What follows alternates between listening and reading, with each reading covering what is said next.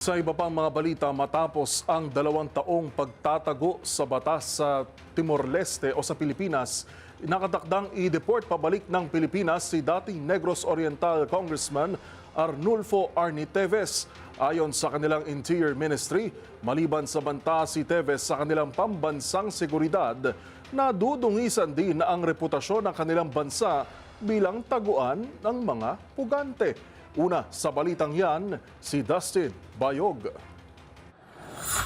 Nakadakdang ipa-deport mula sa bansang Timor-Leste ang in-expel ng mambabatas na si Arnulfo Arnie Teves Jr.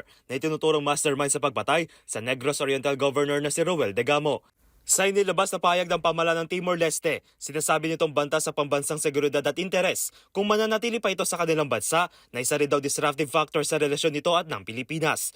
Nabuo ang desisyon mula sa Ministry of the Interior dahil na rin umano sa pananatili nito sa bansa na walang valid visa, kawalan ng legal authorization na manatili at ang pagkakansela ng bansa sa kanyang pasaporte. Dagdag dito, nagkakaroon nito ng implikasyon sa kanilang bansa na nagiging taguan ng mga tumatakas sa krimen at natatapakan ng kanilang integridad sa paglaban nito sa transnational crime. Dahil dito, pinagbabawal na rin makapunta sa kanilang bansa si Teves sa loob ng 10 taon sa ilalim ng Migration at Asylum Law. Nahaharap sa kasong murder, frustrated at attempted murder si Teves na nangyari sa pagitan ng 2019 hanggang 2023 kung saan hindi umano siyang tinuturong nasa likod sa pagpatay kay Negros Oriental Governor Roel Degamo at ng 9 na iba pang katao. Sa panayam sa DZRH, nagayag naman na reaksyon sa planong pag-deport kay Teves ang asawa ni Governor Degamo na si Negros Oriental Congresswoman-elect na si Janice Degamo. Meron ba tayong dungeon dito? Doon siya dapat eh.